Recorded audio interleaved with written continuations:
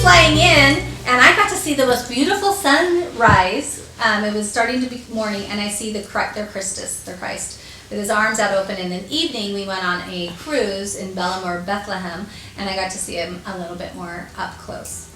And so we're on our pilgrimage. So Jolene landed first, and then Robin joined us later, and we went on a bike tour of the 7 hills of Lisbon, and we lucked out and got a tour guide that actually, he asked the first question, he said, do you know anything about Portugal?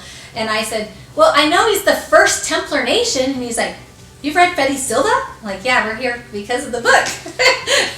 And so this is what he was teaching us. He said, the poor fellow soldiers of Christ and the Temple of Solomon, order founded in 1119 and recognized in 1139, then that would be by that Pope Innocent, by this papal order. And it was active until 1312. That's when they killed... they rounded up to Friday the 13th. Yeah, it was on 1307. Killing of the Jacques de Lomé. Jacques de Lomé was the Templar that they killed in 1312 in front of the Notre Dame Cathedral. And so then they just changed it, and he's like, it's like saying this is Diet Coke and now it's called Coke Zero. We're just changing the name. So when they ran into Portugal, King Denis I of Portugal, he's a Templar, and he just underground Templar, right? And he says, just give me all the land, and it will look like the king owns it now. And then we'll sit loose until 1317, and then he's like, oh, here's all your land back, and now you're called the Order of Christ. Okay? So now it brings in the Age of Discovery. So was Christopher Columbus a member of the Knights Templar? Christopher Columbus, the Last Templar, there's a book there. I have not bought it yet, but I want to buy it. And then it said Columbus used Crusader cross on his cells and hooked X in signature after voyage of 1492. This led some to believe his to lineage to Knights Templar. Well, I think he did become a Templar. Wait, go back. Okay. I think he did become a Templar because of his wife's husband, so his father-in-law. So I'm going to go through that. But I was really kind of sad. I was looking for a picture of Minerva Teichert. She painted the Columbus, and there was crosses on those little cells. They're not right now online, but there was crosses when we went to Manti Temple. And what happened? Why did they remove him? And I'm going to blow this up to read this. There's no crosses! I know! Oh, what happened? And when we went on our little tour, right now they're doing her stuff in the museum for free down there. Is this in the temple? Manti Temple? Yeah, Manti Temple. Yeah, I was going to say, I recognized that. Yeah, and there's Christopher Columbus that had the crosses. They took the crosses off because it's controversial right now. Seriously? So when we went, were the crosses there? There was crosses there. Yeah, that's what I know thought. there was crosses. So is this an open house? You were able to take pictures? No, I got it off the internet. I was looking for a picture, and then all of them are scrubbed. There's no pictures with the crosses, including downtown in the new. Tami, yes. Why are the crosses controversial? I think because people are right now saying Freemasons are evil. I bet they'll take our all-seeing eye, the eye of providence, out of the Salt Lake Temple. I bet they'll paint over all those symbols because it's supposed to be that evil have won.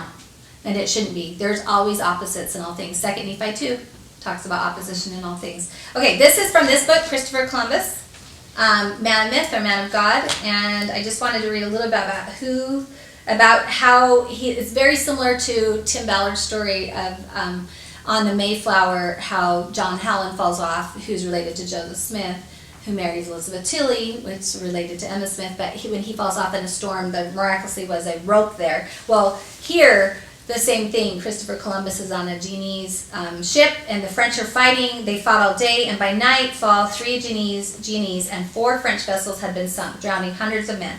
Columbus' ship caught fire, and the blaze spread so rapidly that the crew was unable to extinguish it. Their only recourse was to jump overboard and cast their fate with the sea, even though he was as much as 6 miles off shore. Ferdinand, which is his son, says he used the aid of a free-floating oar. There was a miraculous oar there with him, so he could make it to safety and swim and not be one of the ones that died. And for the next number of years, Columbus took up residence with a colony of Genoese merchants in Lisbon, Portugal. He established a map-making business, which was his occupation when he was not at sea, and his brother Bartholomew also kept a shop there. And how did he do that? That's what we're going to read next. So there's that. I can't read it, so I have to blow it up. So Nancy, sorry, hopefully you've got a picture of that, because I have to blow it up, because I can't read it.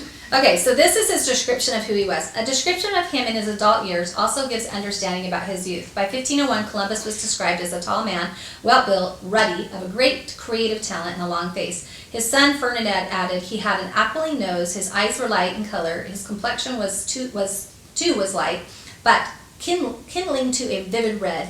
In youth, his hair was blonde, but when he came to his 30th year, it all turned white. That's what happened with Minerva, too. Her hair just suddenly all turned white. He was simple in dress and moderate in eating and drinking, and his manners were pleasant but dignified. Ferdinand also wrote that his father was an enemy to cursing and swearing.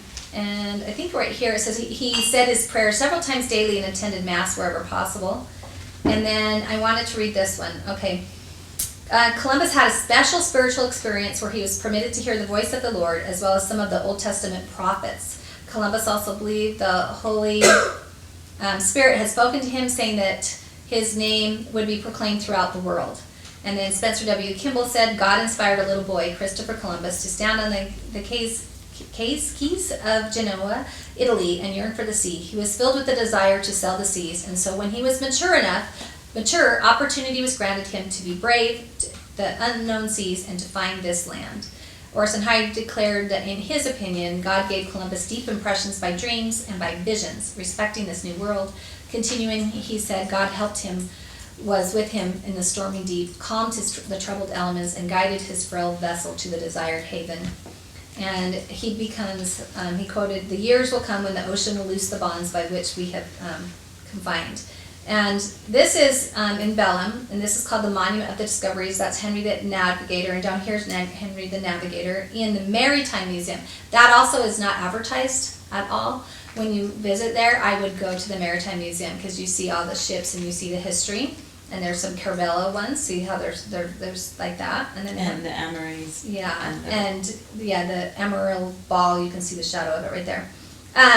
I wanted to talk about the wedding. Okay, so the daughter of Portuguese nobles, scholars have particular attention to Christopher's marriage, not only for its romance, but also for the impact that it had on the future of his career. Insomuch as he was a foreigner of relatively low birth who had literally washed ashore just a few years earlier, one might wonder how Christopher was able to marry into a family of noble descent. Christopher, being a good Catholic, met Philippa while attending Mass in the chapel at the convent.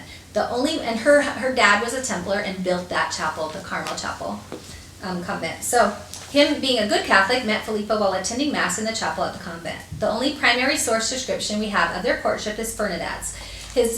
He notes that since Christopher behaved very honorably and was a man of handsome presence and one who never turned from the path of honesty, Philippa had such conversation and friendship with him that she became his wife. By marrying Philippa, a daughter of nobility, Columbus effectively gained access to the royal courts of Europe and eventually was able to sell his adventurous plan to the monarchs of the neighboring Spain. So what happened is, it says, wait, let me finish this. Historians seem to agree that had he married a woman of lower status, Columbus probably would never have gained a royal audience to sponsor his expedition. The first of the newlyweds lived with Philippa's widowed mother, who, observing Christopher's lively interest in navigation, shared stories of her late husband's seafaring adventures. He had found, I think you just recently went to the island of that off of Portugal, Azores. Azores? I didn't go to Oh, the you Azores. did go that? Okay. So there's islands there that Philippa's dad had founded, and they went and lived there later. And she also gave Christopher Columbus all his maps, his writings, his navigational instruments, sea charts, and everything. So that's how he learned it, and they accepted him because he married into that family. So it's a Greek origin, Christopher is. It means bearer of Christ. He's also associated with this little picture, Saint Christopher. It's on a map, and I have to make it big so I can read it. San de la Cosa. It's on the map of that. And Christopher believed this mission of taking the gospel to the newly discovered lands. Columbus means dove in Latin. This is going to be important because when he writes his book of prophecies between his third and fourth voyage, he believes that Isaiah 46 is talking about him because of his name being dove. Many countries celebrate Columbus Day, not just ours, including Portugal and Puerto Rico, and Santo Domingo, which is Dominican Republic. Okay, so this is his wife, Portuguese noble Philippa Manes Perestrello. And so this is the part that I wanted to read. She actually owned land. This is an earthquake hit in 1755 right here, so there's no ceiling here. This is what it looked like right here. And this right here is, it used to be owned all by Philippa. It's now the French embassy, but this is what it looks like right now. It's called Carmo, C-A-R-M-O. But if I read this. Looks like it has a chapter house next to it. Yeah. Octagon, doesn't it? So Templar. Philippa, Manes was the daughter of Isabel, and then her dad was Bartholomew. Prior to marrying, she was one of 12 elite commandoras. So they had men and women who owned property. Of the monastery of All Saints in Lisbon of the military order of St. James, which means she had a commandery. So I clicked on it and it said a district or manor with lands and tenants appertaining thereto under the control of a member of an order of knights who was called a commander, called also a preceptory. And her stepson Ferdinand Columbus and her brother-in-law Bartholomew also had land there. And then it just said that she was put in this when she died, her body was put there, her sister was there, and her brother-in-law were there. So, and I want to say, when you find the real temple knowledge, they have the women and the men being equal, owning property, always. having rights. So, and then it degrades, and the man goes over the woman, right? And it becomes a degraded system. But when it's fascinating. So you're seeing that it was, they had brought, the Templars had restored the male and the female. We believe the Cistercian order, because they had the nunneries as well with the monasteries, we believe that they were restoring sacred marriage. Okay, so this is 2 Timothy they had 1, abbesses and abbots. 7 through 10.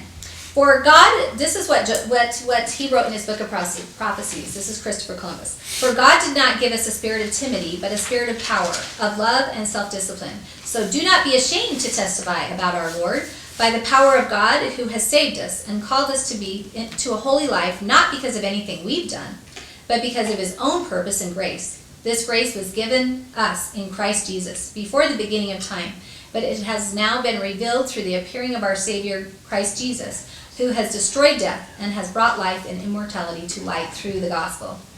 And so we got there, and portions of the ceiling weren't taken down where the bodies were, where the tombs were. So we asked the guard, where is her tomb?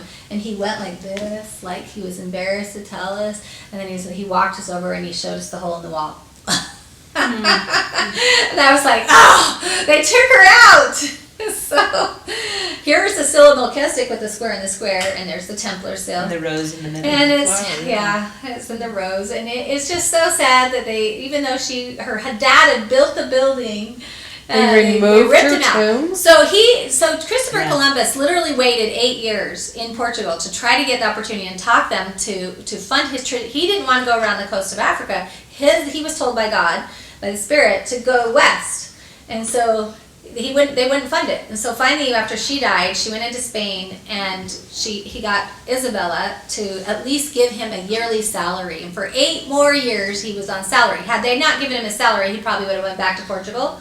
But they were smart and went, I'll put him on salary, but they were fighting the Moors in Spain now. And until they got the last Muslims out, then they decided, okay, we'll fund you if you're going to. And he brought, the same year that it was funded in 1492, Spain decided to expel all the Jews. So a lot of the Jews that were on his boat became Christians. And he wanted to bring somebody who spoke Hebrew, just because he thought he would find some lost 10 tribes. They ancient He Israel. was told he would find the descendants of the The Jews. descendants Yeah, of he the would find Jews, it. And which so- he did. So a lot of the people that were on his boat were prisoners, and then there were some Jews who had decided to become Christians so that they wouldn't be murdered. But didn't Dr. Kimber, when he did his Angel Moroni, Yes, he believes, so that that's... Angel Moroni was part Yeah. of this whole... So Dr. Kimber had a doctor. He got to access to all the records, and he believes that the angel who spoke to him was Angel Moroni. But remember, in his book of prophecies, he doesn't want to come out and mention people. No. Because we had Joan of Arc just recently murdered, right? And he's like, they'll burn me at the stake if I say an angel actually Right. appeared to me and talked to me. Right. Right? Okay, so this is Well, the we book of know that prophecies. Moroni was the archangel of the United States Yes. because he So it was makes here. sense. So where is that in the Book of Mormon? 1 Nephi 13. The whole history of the United States, and 13 is our number here for America. So here, this is the Isaiah 46 and 9 through 11, and I just kind of summarized it right here.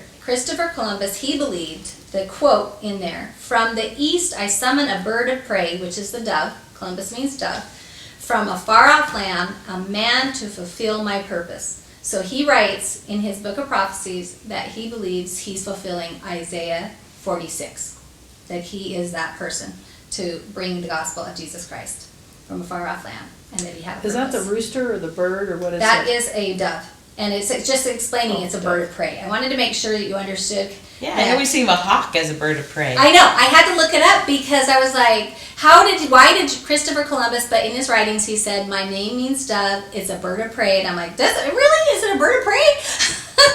But it is, it's a bird of prey. Preyed upon. So, all right, and now there's a controversy over where his bones are. There's this lighthouse, the Columbus Lighthouse. I want to go to Dominican Republic to see this lighthouse, or is it in Seville, Spain? But it was first in Cuba, in Havana, and then it was moved because Spain took over control of, or after Spain lost control of Cuba. So where And is it so now? it went everywhere, and now it is well, there's both. They believe, the people in Dominican Republic believe some of his bones are true, and they won't get them DNA tested, but they tested the bones here. This is in Seville, Spain, and the DNA is that of Christopher Columbus. So it is in Seville, Spain. So there's a very short video, if I can get it to play, but that's what's so crazy. Remember, it wouldn't show. So I'm gonna show the one video I'm gonna find on YouTube. But this is just like a 2-minute video to show, but it's really beautiful. The 4 little guys have different, like this guy has pomegranates on, this one has chains, represent the 4 regions before Spain became Spain, like Leon, Castile, Aragon, and another one. Wow. So that's the symbolism of all that. So it's fun to watch, just like somebody's 1-minute video, because it's like you can do virtual field trips, right? That's what I do before I go anyway. And so that was that. And then this was a virtual field trip of this light. So at night it lights up a cross in the sky. And that is in Dominican Republic. And they Faro love... means lighthouse. I learned Lighthouse. that on my trip. Oh, good. Faro means They call it lighthouse. Pharaoh. Oh, Pharaoh, that's- and I kept thinking Egypt. Why do they keep Why calling call it it called Pharaoh? Oh, thank you for that. So this is Columbus's actual astrolabe. Nothing in the Maritime Museum in Belém, Portugal had anything. He was completely erased. He's not there. But I wanted to show that he also had an astrolabe, of course, from his father-in-law. And it's just, there is, so Christopher Columbus and Henry the Navigator. Henry the Navigator, we didn't go as far down to where the school is. They have a school where Henry the Navigator taught these explorers about navigation. And so there's astrolabes and armillaries. And I can't see the word. So this is Bethlehem, Portugal Monument, and the Discoveries is this one. And then this one is called the Belém Tower. And we took this picture from our little cruise, and then I'll show you a picture from the land. So the Belém Tower, officially the Tower of St. Vincent in the 16th century, fortification located in Lisbon, that served as a point of embarkation and disembarkation for Portuguese explorers and was a ceremonial gateway to Lisbon. Right across from this river, you're already in Africa. See, it's very close. You go into Africa. This is when I walked over there, that's the other side of this tower. And then here is a beautiful, there's Templar crosses everywhere, and just everywhere. And then there's Mary with grapes. And grapes sometimes can mean bloodline. And so that was really beautiful. And then we learned, this is Bernard Clairvaux, and remember, there's milk coming into his mouth, which is wisdom. Just so you know, the symbol of milk is wisdom. So Our Lady Mary, more anciently, was always nursing. Okay, so I wanted to throw in the Templars, because London Temple is a round temple, which is like a chapter house, and the Knights Templar, and this is right across from St. Paul's Cathedral. So this is the Temple Church, and see they have the 2 on 1 horse, and the quote here is, "This is the house of God, the gate of heaven," 1162. So I gotta read it. So he says, "Welcome to the prayerful and beautiful Temple Church, steeped in the history of Christendom, this country and the whole common law, or natural law, world. 1162, the round church was built to be London's Jerusalem." So this is their version of Portugal. In 1214 to the 19, Magna Carta was negotiated in that very temple. It's the greatest hero was buried in the church. His name is William Marshall. He actually was like Guillem Paez, who was over the Portugal king Alfonso when he was young to help him grow up. That's what William Marshall did with King John III. And so that we have King here, John III is the son of Eleanor of Aquitaine. yeah, and she's involved with most of these Yeah. royal bloodlines. She is very friends with Bernard and was married to the French king and had 2 daughters. And then after her crusade, she left him and married the English king and his sons. So she's a Templar. She has a and temple. her And she lines- knew temple knowledge. And Yeah, all the she had paintings that temple knowledge, and her below her, the Matildas and all the ones, always supported specifically the white nuns, the female Templars, and it's fascinating. It's so fascinating. What was her name? So Eleanor of Aquitaine. Ascertain, yeah. Okay, so they're here. They said the colonial constitutions came from the Magna Carta, the American Declaration of Independence, the Constitution. The temple was the birthplace. This temple church in London was the temple birthplace of American law. And to this day, the church serves, actually they call it the temple quarter. You can walk around, and it serves legal churches in the inner and middle temple. And all right, this is the inside of it. Right up here, that's you go pretty. upstairs, and there is a Mary and a Jesus up there, and there's beautiful tiles with all this Templar. And there's the bodies. It was bombed, and that lost its top during World War II. But those bodies are William Marshall and some of his sons, and they're all in their regalia, ready to resurrect and to fight. And it's a little over 800 years. It was 1215, so what, almost 810 years? 808 years since the Magna Carta. The Templar Magna Carta and the rule of law. So the Knights Templar are lawgivers of the first civil rights charter. You can go to knightstemplororder.org and see that. But here is the 1215 one. I just wanted to show, I just took screenshots so that you can see. When King Richard Lionheart died in 1199, he was succeeded by his brother King John, and then it goes on to, this is the one that I wanted to talk about. King John persisted in refusing the demands of the nobles, so they actually had all the knights around him in that temple church and with their swords and said, "You're going to sign. You're not going to be keeping your power. We're not going to fight for you." We're not going to Right, fight yeah. for you, demanded that they live under God's law because God controls us, not anyone else, not a king. And so it's interesting. This is William Marshall. Here it's King Henry, sorry, not John. King Henry III was the heir of the royal house of Anjou, a major Knights Templar nobility family, which is virtually an institution of the Templar order. So the same thing, Alfonso was 5 in Portugal when his dad died, and that Templar tutored him. Henry was 9, and he was tutored by William Marshall and was his protector. And the Marshall Protectorate repeatedly reissued the Magna Carta, clear from 1216 to 1225, finally installing it on the basis for all future government of England. William Marshall is revered as the modern English legal profession of one of the central figures of the Magna Carta and one of the ultimate saviors of the Great Charter. They kept trying to get it passed, and he's the greatest knight that ever lived. And that's him there. So we have that. The reason why I threw in Lincolnshire, because it's a church where Knights Templar warrior monks gathered as well. And it's just got some really cool things in that one, if you go in there. And then also the Yorkshire. When I studied the Templars and the Freemasons and the Templars in York, the Rite of York, they don't start from the story of Hiram of Abiff. Joseph Smith's brother was Hiram, because of the story. Hiram is the master builder to rebuild Solomon's temple.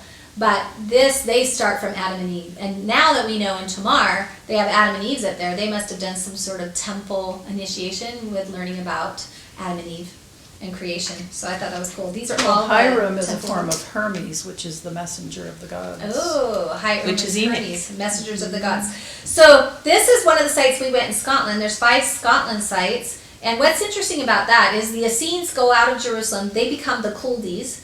And the Culdees do have stuff with bees and stuff, and then the Cistercian monks come in and they laid their foundations exactly where the Culdee monastery stood, and I think that was really cool.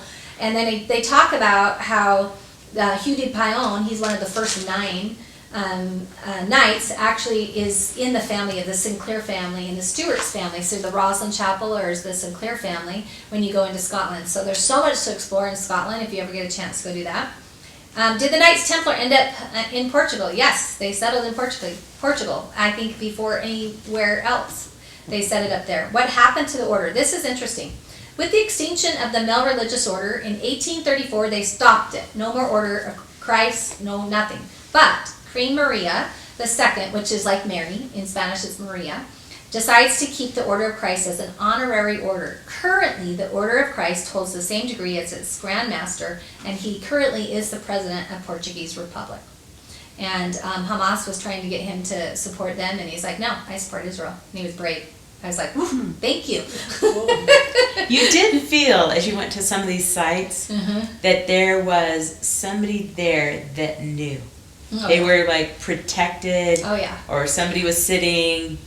Absolutely. There was still like zip lip there, not saying anything, but certain areas would be closed off. We'd peek down and see some Or we'd things. sneak but past like, them. I sneak nothing past to them. see No. here, you know. Like, I've decided if I'm only there once and I get in trouble once, I'm going to climb up a ladder. I'm going to climb up a well. Yeah. So one pattern, it repeats in a logical way. It could be material or abstract, and then it becomes symbolism. So our Joseph Smith Revelation cycle, we ask, we meditate, we receive. Always express gratitude if you want more revelation. Multiple levels of receiving answers are through your scriptures, your media, books, or just ideas. But this is the multiple ways to share your mysteries. They did it through gematria, stonework, in paintings, the troubadours, tarot cards, watermarks from printers. They put the watermarks, storytelling. So the first time you find the word mysteries in the Book of Mormon is in the first chapter, first verse. I, Nephi, having been born of goodly parents, therefore I was taught somewhat in all the learning of my father, and having seen many afflictions in the course of my days, nevertheless, having been highly favored of the Lord in all my days, yea, having had a great knowledge of the goodness and the mysteries of God. So right there, he said he's having great knowledge and of the goodness of the mysteries of God. Therefore, I make a record of my proceedings in my days. So agency, we have this eternal pattern. We had it from the beginning, and we'll always have it. So these are some of the first books that I found. That was actually the first book of temple symbols I found back in 2017. And that's the first time I started understanding the temple endowment in a different way and seeing my eyes were opened. And I was so excited. I bought these tarot cards. From the top, this man, right here, if I can push the button. How do I push the button? There's a little button on the side. Okay. So this man is Matthew. I think Mark is the lion. I always forget. Luke is the bull, and the eagle is John. This is John. So you'll see. Christ is always represented as an eagle. Yeah, and it's John because it's his son, and I'll show you in stone what I found. Okay, and then this, the plot against the king, is our modern day Cash Patel's modern day like troubadour storytelling allegory. And it's absolutely hilarious through Brave Books, but he's a wizard, the Warlocks and Wizards, and how Hillary Queendom was trying to take down. And it's a good way of telling truth, and it seems very Templar-like. So I had to include that. Okay, so our blueprint of happiness. I felt this is the ceiling right here. This is Napoleon. Can't say It's in the Louvre now, but it was in Dendera. Yeah, in Dendera, and this is Egypt. so Robin has taught us about this. This could be another 2 hours, but she taught us that our facsimile 1, 2, and 3, and this is our way back to heaven, our kind of, figuring out how to get back to heaven. And this just felt so heavenly in here. We think it was purposely left open, absolutely. And then I want to read my little blueprint of happiness. Okay, the story of Adam and Eve is our individual story as well. Each of us walked and talked with our heavenly parents in the premortal life. After our mortal birth, we lived in innocence of our childhood. Now, in our difficulties, we may turn to our heavenly parents, seek their messengers, and ultimately find the gospel of their only begotten Son, or the way. Even those born in active LDS homes must go through this process, for conversion is an individual matter. Through our trials and faith, we are converted. We will certainly be confronted by Satan and his minions, and we will need to learn good from evil and light from dark, and we'll need to learn to cast off the natural man and be born again.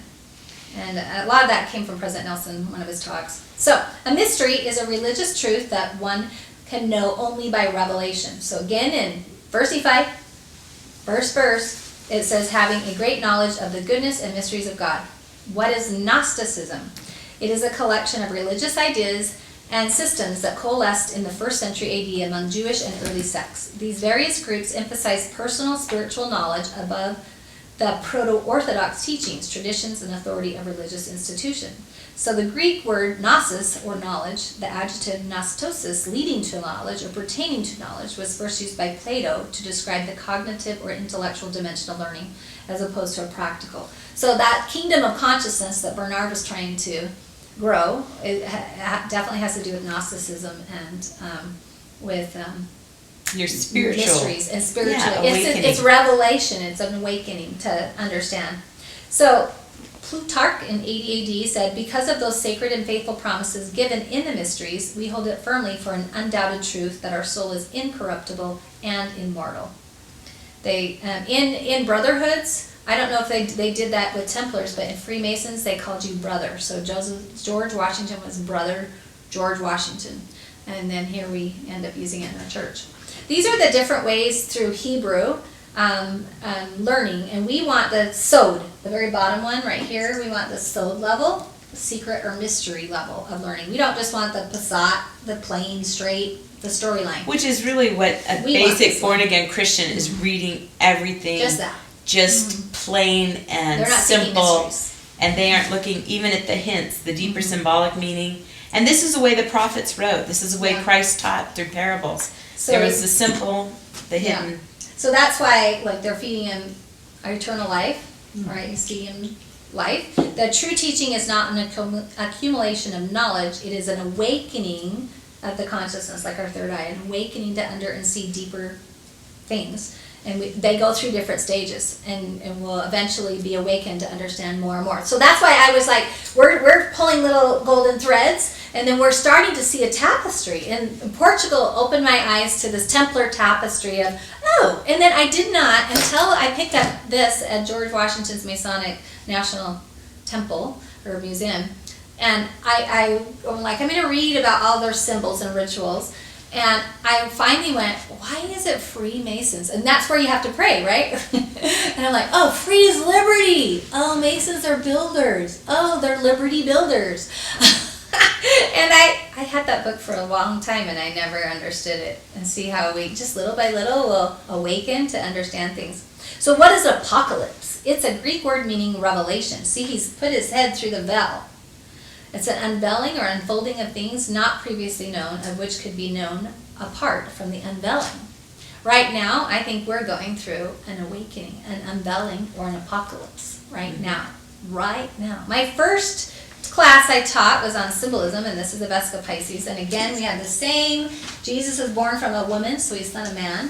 And we have Matthew, Mark, Luke is the bull, and eagle is John. Okay? Where did that one come from? That where I saw that, I don't know. It was probably They're over every cathedral. it's everywhere. It's And everywhere. those more anciently were It's in the constellations. chakras. Yeah. So the constellations And get they're the in name here. of the apostles, but Yeah, they're all it's right still, there. Compostela is the whole process of going back through the stars to the place we heavens. would And say this is God the key. rules. How they wouldn't have been able to go to understand the latitude, the longitude. Christopher Columbus was able to pinpoint when an eclipse was going to happen when he needed food and help, and he told the Indians when he needed food and they weren't going to give it to him, and he's like, well, then the sun will be darkened, and it will be dark, and then it happened because he had the instruments to know when the eclipse was going to happen. And then they gave him food. And then he survived. I thought that was interesting. Okay, so this is so interesting. In Quinta de la Regulera, the same place as the initiation well in Sintra, Portugal, they have this little temple, and I'll show you the real picture in a minute. But here, they said no Templar churches show a crucified Christ. Templars did not believe in a dead Christ. They worship, like our church, a resurrected Christ. Michelangelo made a Carrara marble Christ alive, a resurrected Christ like what we have. This is their little temple there. And notice, there, what is he doing? He's crowning a queen. And there's an M. You see the M? And the dove. Her symbols. Her symbols. So there we go. Michelangelo also had like a vision quest, like he was given a huge revelation that changed his life. Oh yeah. When we studied to go to Rome, the things we could teach you about and which books to read to go see the Sistine Chapel and how he painted the women of the bloodline first and just all of the beautiful things he has. Judith in there. I had to go, what is that story? Why is it? Anyway. Okay, so here is the well. There's two wells, the one and the two, which we learned a little bit about. And I just wanted to show the two wells and the mysteries. And if you want to go on a trip and actually understand the mysteries from a person, you have to buy it months in advance, the tour, and it was already sold out. So we were able to buy, okay, so we saw this, the light at the end of the journey, and the 15 walking on water, 15 is salvation. But we were able to go to the bookstore and buy, they didn't have a book, but behind the desk, because I asked, is there anything in English?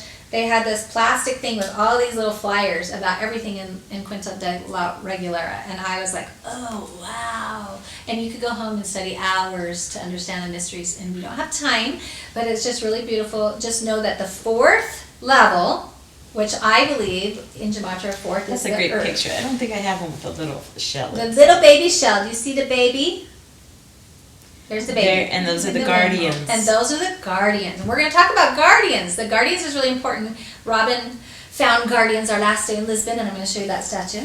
So there are the guardians of birth and life, and behind there is looks like a baptismal font. And you come out of that well on the fourth level, and you could come and probably do stuff there. But across underneath this thing, if we go back to this, is a cistern. Look, water. And this is the tower that you saw us on square, circle and then square. But look, there's a cistern that collected the water, the rainwater. Okay. This is, I'm just going to just share a little bit of pictures is all. So this was in Sintra. We're already at 11:45.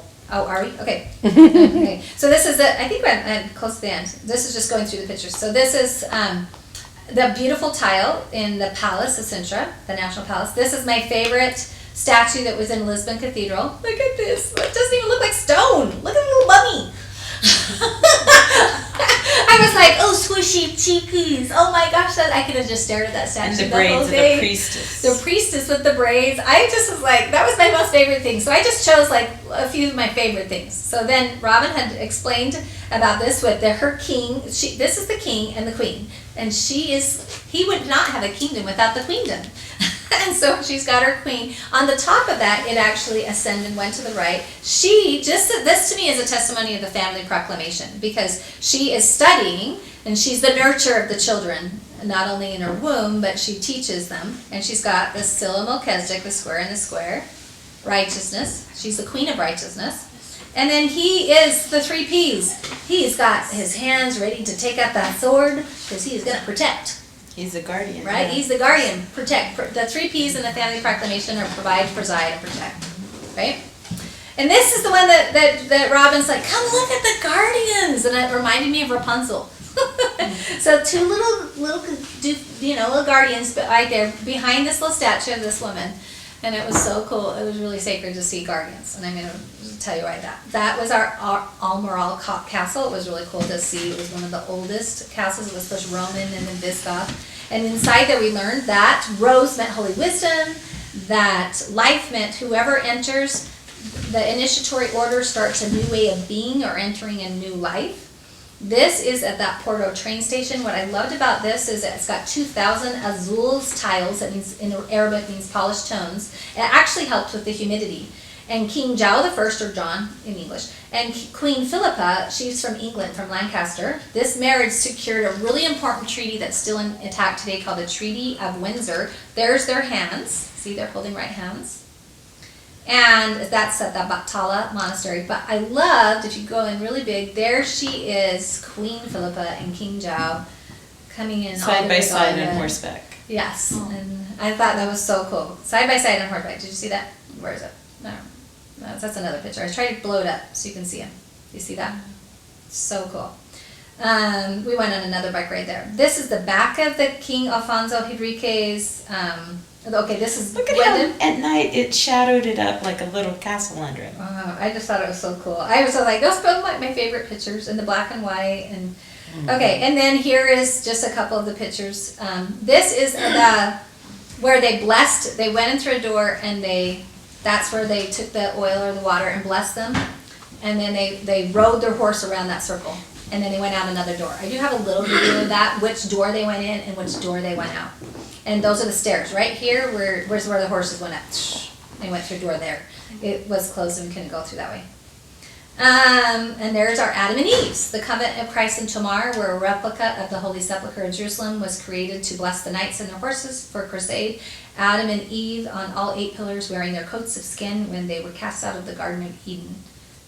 And then here is the mysteries. And when look at, there is a crown on all of them.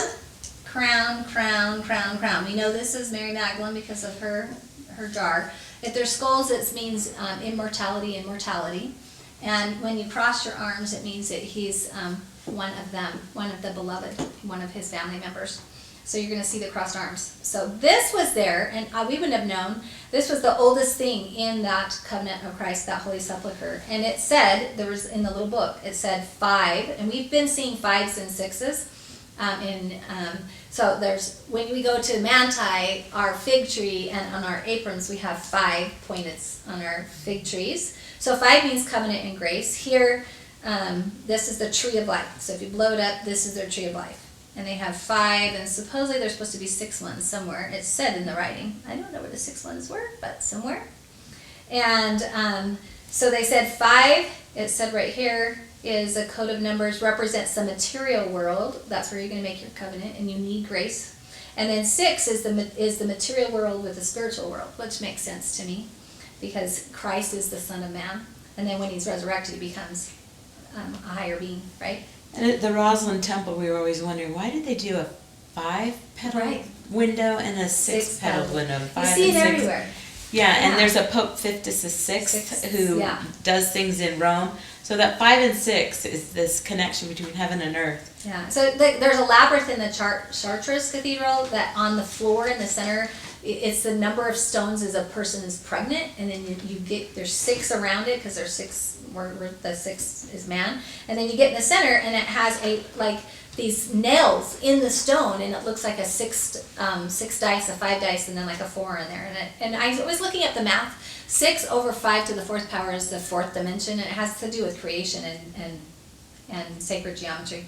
So this was really cool. 22 Grand Masters were laid to rest in Tamar, and they're listed there. And this is the church, and this is how they prayed. Right, and there's a Templar cross right there, and look at their beautiful blue and yellows everywhere, and you'll see that you'll see it in New Orleans, Napoleon. I noticed that George Washington did his blue and yellow. I'm wearing my blue and yellow.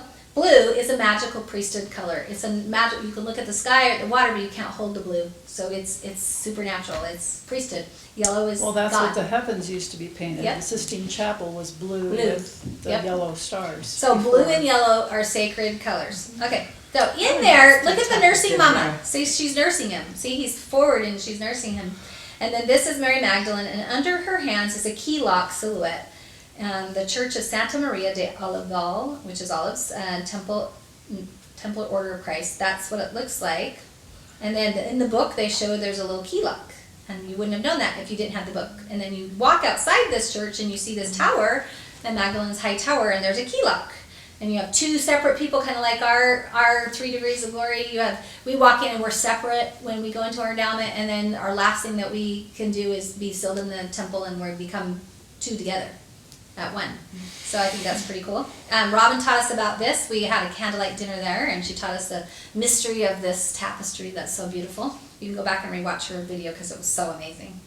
And then this is the cradle of Portuguese nationality. This is where this old center one we put on. It was the only time that I've ever used like virtual reality and got to see about this.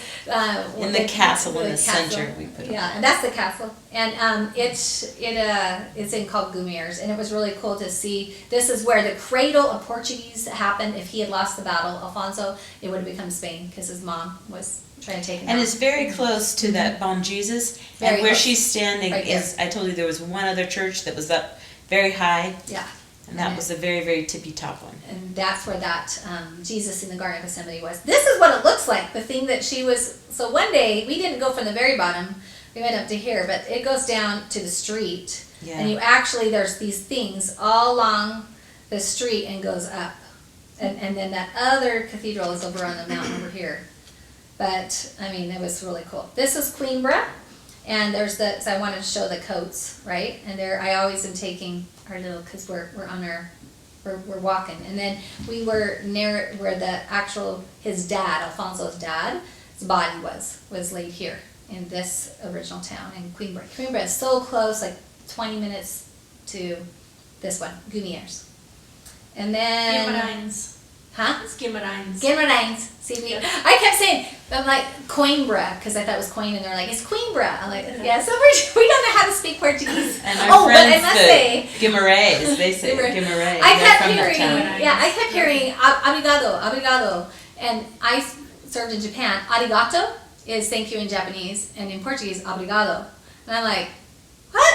How did that? And then we It's a learned that they Portuguese. had found the age of discovery as they went into Japan, and they took some of the words. So I was like, am I listening to Japan? I felt like the language was a little Japanese, a little French, a little Spanish. Kinda is. But there's where we stayed, and then, And then I just, really that round church, like you said. yeah. So this is, I wanted to just show you the side view of this one. See, Mary is looking at Mary Magdalene, and they're holding hands. That is in France. So these are some of the secrets. If you walk in La Madeleine Cathedral in Paris, the first time I went in, there is this high priest with his epoch on, and there is Mary. Look, their right hands. You wore your ring on your right covenant hand, not your left. We did the opposite. She's got roses. He's got olive leaves. But there is his scar. So right there when you walk in, smack, you see their marriage hidden in plain sight. They're married. It's really cool. So this is at Chartres, and here she is. And when you see a closed book, that's a hidden mystery. She's got her hands up like this is a womb, a hidden pregnancy. Covenant right hand. And then we have John, my beloved, behind Christ. So now we're seeing truth that his oldest son is John, the beloved. John, my beloved, which he calls in 3 Nephi and D&C 7. He calls him my beloved.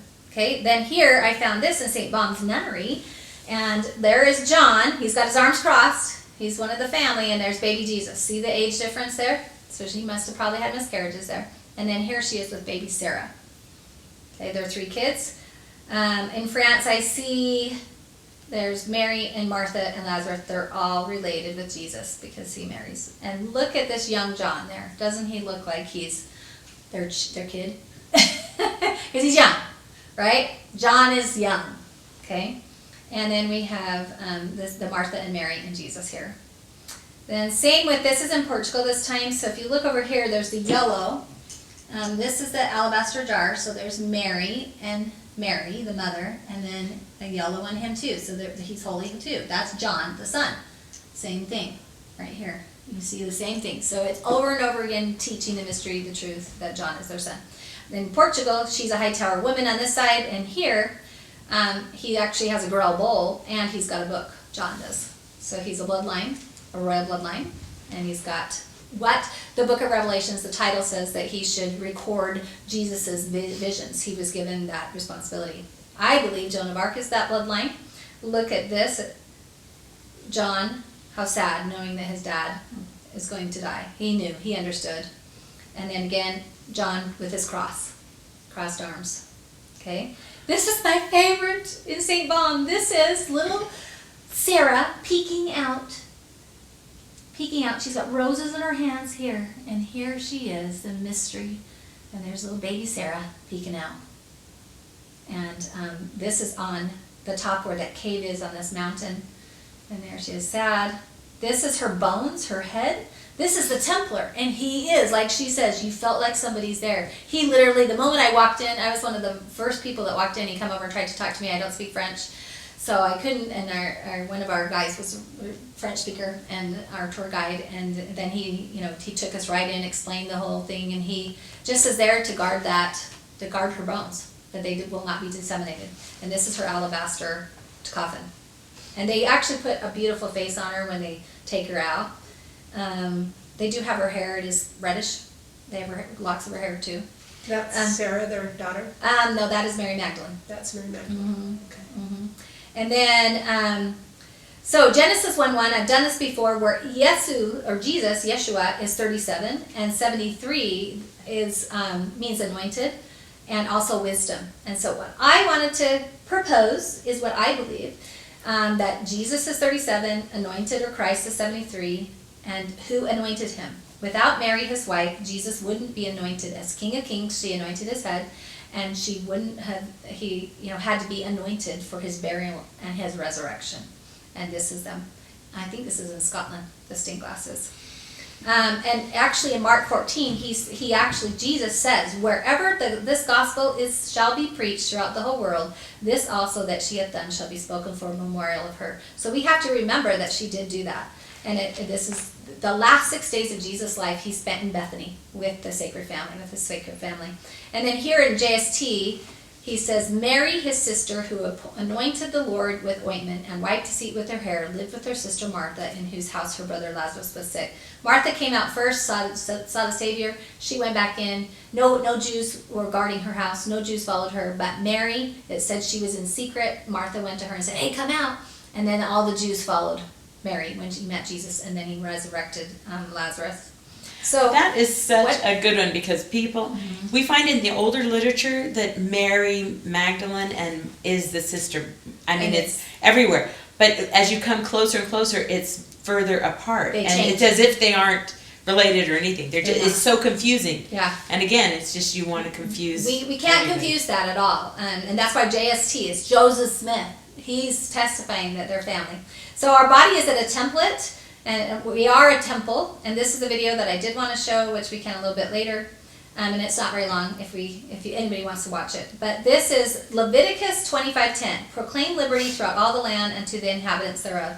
The gospel of liberty and Jesus Christ go together, hand in hand together. So Alma 46, the title of liberty. Spelled that wrong. So we know what a patriot is. It's a person who has a sentiment that's attached to their homeland, develop a sense of love and loyalty, and it actually helps you be part of the action or solution. And just recently, I was so excited because my son went to the Netherlands and Belgium, but my great-grandma Magdalena, that I'm named after and Lena is named after, is from the Netherlands. So the Netherlands, they just voted in a conservative, and same with Argentina. And so it's so exciting to see. So here we are with thanksgiving to God for the gift of liberty and his manifest provisions, especially for simple blessings and mercies. We need to remember that we're the only nation that thanks God. And that Mayflower survived because they made the Mayflower Compact with God, a covenant with God before they got off. Whereas Jamestown in 1607, they didn't have any such thing. They were not making that Mayflower Compact. So when we make a covenant with God, we are the American covenant. We're one nation under God. Tim Ballard writes the America's Sacred and Immutable Connection to Ancient Israel. I'd read that book. I would read his trilogy of Washington Hypothesis, Lincoln Hypothesis, and then also the Pilgrim Hypothesis. Those are excellent, especially if you're going to go on the DC trip with her. And then I had wrote this about, I am Tami Liberty on True Social. I'm a state representative for Moms for America, and our VP just interviewed President Trump. Moms for America empowers moms, promotes liberty, raises patriots. Moms for America has given me, which is Sisters of Liberty. Sisters of Liberty have given me tools to find solutions at local level, even down to the home level. I can speak with 28 solid principles of liberty from the 5,000-year lead, right? And have learned the history of the founders, along with their Declaration of Independence, boldly pronouncing their God-given natural rights. I know the Constitution, its 7 articles and 27 amendments. It's time for all mamas to stand up and teach their children and grandmas, the next generation of leaders, to keep our constitutional republic. And then inside Tim Ballard's book, he talks about, it is Genesis 49, and it's Jacob and Joseph, and that this part right here, this is Churchill was a Templar, and he says that they're the tribe of Jacob, of Israel and Ephraim, and then they knew this part is right here. Is this painting is in George Washington Masonic National Temple, and this is George Washington saying that he believes God is the creator of all and of all of our liberty, and he'll defend it with his life, right? And he was such a humble man. Here we have Thomas Jefferson. He also has all of the same symbols. The 3 degrees in Scottish Freemasonry has to do with faith, hope, and charity. And they actually, the first degree, I'm going to show you, it has to do with Jacob's ladder, which I thought was interesting. Something disappeared there. There was something there.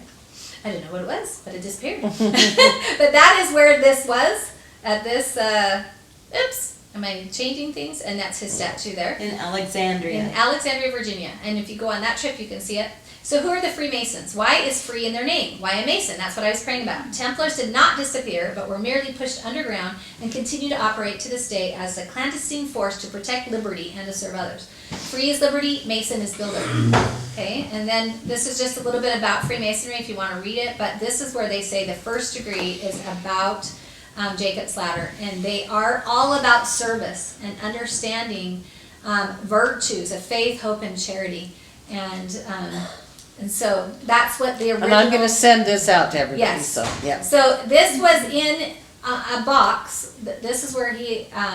There was open with the compass and the square, the male and the female under the Song of Solomon's, and that's a key mystery to study. Yeah, some of my slides got.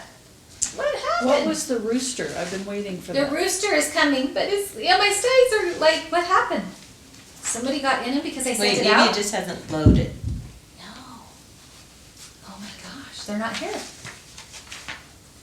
Oh gosh. So when do you think Freemasons got corrupted? Here's some of the stuff. I think it got corrupted when the Illuminati started to get in, but I know there's lots different. So I just want to talk about, so at Valley Forge, there was a picture that said that they want their children to know that they came and fought for personal liberty, and there were some Valley Forge pictures, and those are gone. Then I went and took my kids to Salt Lake City, and there is at the building of the Courthouse? city courthouse, it has a Templar sign and all these temple stonemasons you can take your kids down to. And I did have pictures of Joseph Smith and Moore. Well, hopefully they're on the, Yeah, they'll be on there. But this is a McNaughton. John McNaughton. Yeah, and he has swamp creatures down there, and we need to drain the swamp, right? Oh my gosh. There you go. Is everything gone? Trump's there. There's a few things. Okay, this is all the Spirit wants us to teach right now. So if wars can be started by lies, peace can be started by truth. So Trump got the patent for February 11th, 2011. And that's way before. So there was a plan in place to be able to finally get truth out. And Assange was part of it, and I have no more slideshow. I was going to show Greg Phillips and Catherine Engelbrecht. There's a picture with Trump on his Air Force One with Ivanka, and he has it written. And I believe Greg Phillips is a modern-day Templar, and he says, "It was for freedom that Christ set us free. Therefore, keep standing firm and do not be subject again to the yoke of slavery." Galatians 5:1, #for freedom. Oh my gosh. There is him with he's got a Scottish uniform on, and now his face looks like Trump. Trump's face right now on his True Social has 10 stars and 7 stripes, which is 17. oh, I've seen that, yeah. Christ was resurrected on the 17th. The Passover starts on the 14th is when you slaughter the lamb, or when Christ was slaughtered. And so 17 means victory. And so that's what he has, and he just switched the header to the military. And do we have modern day Templars today? And there was Dan Scavino had a York Rite, and Steve Miller had a York Rite. So I believe Sebastian Gorka, who came from Poland, I believe he's a modern day Templar, and they're going to do whatever they can to save our liberty, because we cannot have the gospel of Jesus Christ without liberty. So will we stand up for liberty and be patriots? And here we are, Ephesians 6:11. Finally, be strong in the Lord and his mighty power. Put on the full armor of God so that you can make a stand against devil's schemes. And so there was one video that I wanted to show you that has sacred geometry that's like 10 minutes if you wanted to see it. If not, do you guys want to see the video? I can find it on YouTube. No, I need to know. Christ Thanks, Tami. returned from a decade of excavation work undertaken in the Temple Mount of Jerusalem. Is that YouTube? Uh-huh. The most famous preacher of the age, This Saint is the Bernard sacred de geometry. Clairvaux, argued persuasively on their behalf at the Council of Troyes in 1129. This resulted in the Templar order being officially chartered and endorsed by the Catholic Church. The poor Templars instantly became a favored charity, and it certainly didn't hurt when the Pope signed an order saying they didn't have to pay any taxes, could pass freely through international borders, and were exempt from all legal authority save for his own. This also tells you something about just how powerful the papacy was in those days. The Templars accepted large donations and monetary deposits, started issuing letters of credit, opened banks in several countries, and essentially became the first multinational corporation. Very quickly, the Templars had an abundance of gold and military power. To me, the question is, what did those 9 poor knights find in Jerusalem that led to their meteoric rise in power? Could they have found Enoch's cube buried in the Temple Mount That from says before the Adonai. Great Flood? Whatever the case, I believe they unearthed knowledge rather than gold. And with knowledge comes power. Speaking of someone with sacred knowledge, Saint Bernard de Clairvaux is a fascinating figure. Norman Cantor had this to say about Bernard in his book, The Civilization of the Middle Ages. Bernard played the leading role in the development of the Virgin cult, which is one of the most important manifestations of the popular piety of the 12th century. In early medieval thought, the Virgin Mary had played a minor role, and it was only with the rise of emotional Christianity in the 11th century that she became the prime intercessor for humanity with the deity. He did quite interesting. Bernard wrote, "No one can enter heaven unless by Mary, as though through a door." In this illumination, Bernard is shown receiving a stream of milk from the Virgin's breast. He wrote several works on the Queen of Heaven, which was also an epithet used in ancient Egypt for Isis. Essentially, Bernard reintroduced the cult of Isis to the West under the veil of Mary. As the primary architect of the Cistercian and Templar orders, Bernard's writings had a major impact on the Gothic building explosion that ensued all over Europe for the next 300 years. On building, Bernard wrote, "There must be no decoration, only proportion.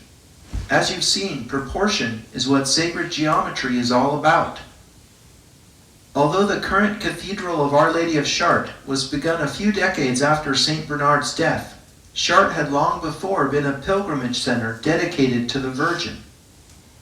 Since 876, the site housed the Sancta Camisa, a tunic said to have been worn by the Virgin Mary. When the old church at Chartres burned down, the relic was feared lost. When the Sancta Camisa was discovered unharmed in the ashes, it was deemed a miracle.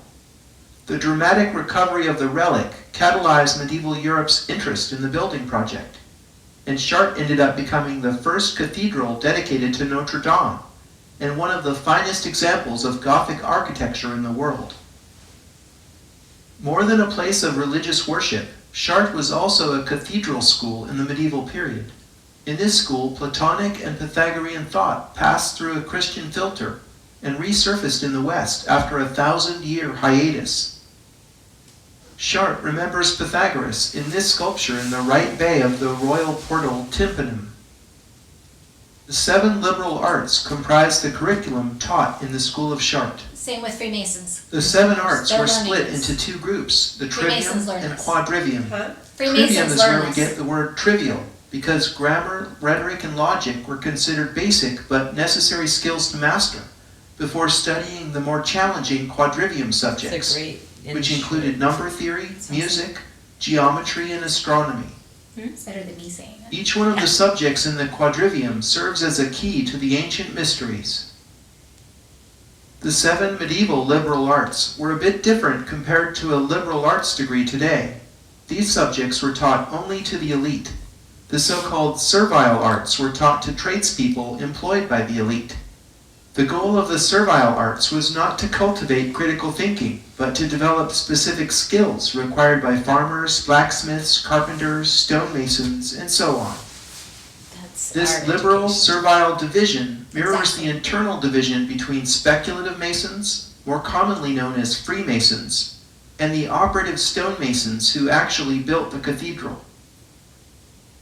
Australian architect John James has discovered how the floor plan of the cathedral was laid out ad quadratum, as you can see from the red squares. The smaller squares are half the size of the larger, as octaves are related in music. The template for the cathedral ground plan clearly echoes the quadrivium. 2 millennia ago, famed Roman architect Vitruvius described in his 10 books of architecture that effective temples are based on the proportions of the human body, The Scottish Vitruvius's Freemasons written studied the 10 description of books. ideal human proportions later influenced many Renaissance artists, including Leonardo da Vinci and Cesare Cesariano. Here, Cesariano's Vitruvian Man fits the cathedral's ground plan and shows that it was based on the proportions of the human body as laid out in antiquity. So the temple is a body. Our body's a temple. English professor of architecture Keith Critchlow has discovered a fascinating correlation between the floor plan and front elevation of Chartres. Intrigued by the fact that the rose windows containing the exquisite stained glass and the famed labyrinth have equal diameters, Critchlow compared the plan to the elevation. The rose window and the labyrinth line up perfectly, like so. The golden ball atop the sun tower aligns with the curve of the apse here. The moon tower's silver ball corresponds to the rond point, the center from which the chapels radiate. Clearly the design is correlated in two separate dimensions. Boaz and Jachin are the names of the two columns that stood at the entry to Solomon's temple that are echoed in all Masonic temples today. Boaz stood on the left, and the name Boaz means sun. Jachin stood on the right and means moon. This symbolism matches the towers at Chartres. Critchlow explains that the sun tower is 365 English feet in height.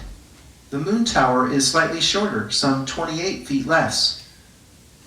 These measurements suggest several things. Number one, the design was based on the English foot. Number two, the 365-foot sun tower symbolizes the year. And number three, the 28-foot difference in the moon tower symbolizes the 28-day month of 4 7-day weeks. I think this metrology shows how Chartres is a calendar in stone, very much like the Roman Pantheon. Before the Christian era, the grotto below Chartres was a druidic shrine of Isis. Above the crypt today, there is a black Madonna and child called Our Lady of the Pillar, that many suspect has a And a tree meaning of light older pillar. than Christianity. Yeah, even The little Druid grotto pillar housed a sacred dome in it on the that was tree. identified with the womb of the You need earth. to get your shell. Think about Your it. free Both shell. Isis and Mary were called Queen of Heaven, identified as so-called virgins Did who had everybody leave? unusual conceptions, Yeah. It's almost and done. later had sons who symbolized the sun, This is important. who also shared the So same Isis and birthday. Horus is The Mary and story Jesus. of Mary and Jesus is a recapitulation of the ancient Egyptian story of Isis and Pre-tells the Horus. story. Yep, pre-tells it. The Black Madonna hints at her African origins while That's retaining not true. just enough plausible deniability to avert uncomfortable Shows questions for the aquiline church. nose. It's not African. Chartres Cathedral's axis is oriented to the summer solstice sunrise, just like the red alignment Sixtus V set up in Vatican Square.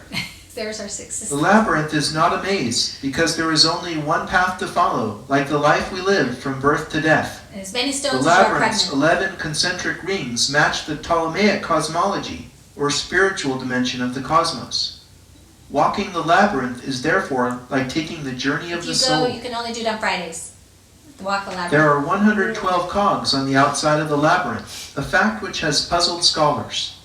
In them, John James has discovered an unexpected connection to the Arab To world. me, it's so 4, because you do John 2 plus 1 James plus writes, the 8th century Arab It is, Sufi you'll alchemist see, it's 4. Jabir ibn Hayyan 4 is earth. divided the 4 elementary Right. qualities of existence, earth, air, fire, and water, into 4 degrees with 7 subdivisions, giving a total of 112 classifications, which between them contained all the materials, liquids, and gases found in manifest creation. It's for chemistry. Known in the West as Learn. Geber, and considered to be the father of chemistry, he worked in the court of Caliph Harun al-Rashid, for whom he wrote the Book of Venus on the art of alchemy. His work paved the way for later Islamic and European alchemists in their search for the philosopher's stone. And the Sufis. Among his connect the long East list of districts. achievements, Geber pioneered techniques in glassmaking that were used This in is the important. stained glass directly above the labyrinth that bears his philosophical number symbolism. Modern chemists still don't understand what gives the sharp glass such incredible vibrancy. The blue. Sir Lawrence Gardner It's says a in different the blue. They bloodline never of the Holy been Grail, able to find again. one of the greatest mysteries of Gothic architecture is the stained glass used in the How much cathedral longer is windows. this?